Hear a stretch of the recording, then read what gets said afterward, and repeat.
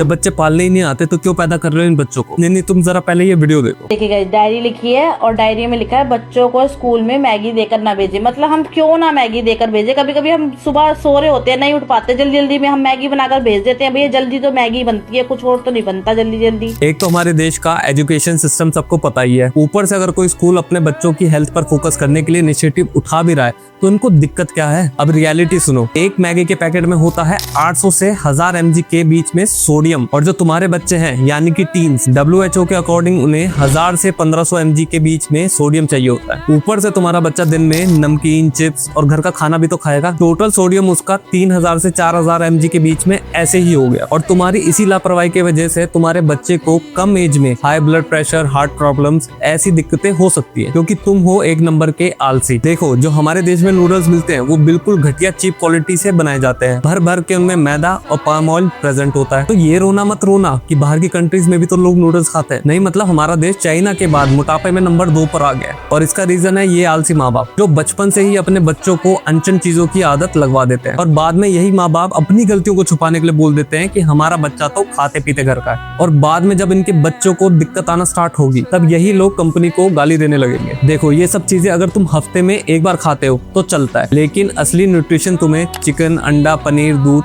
इन सब से ही मिलेगा। और रही बात बच्चों को लंच में क्या दें, तो egg paratha, paneer paratha, egg sandwich, paneer sandwich, इन सब को बनाने में कितना ज्यादा टाइम लगता है जरा मेरे को बताना।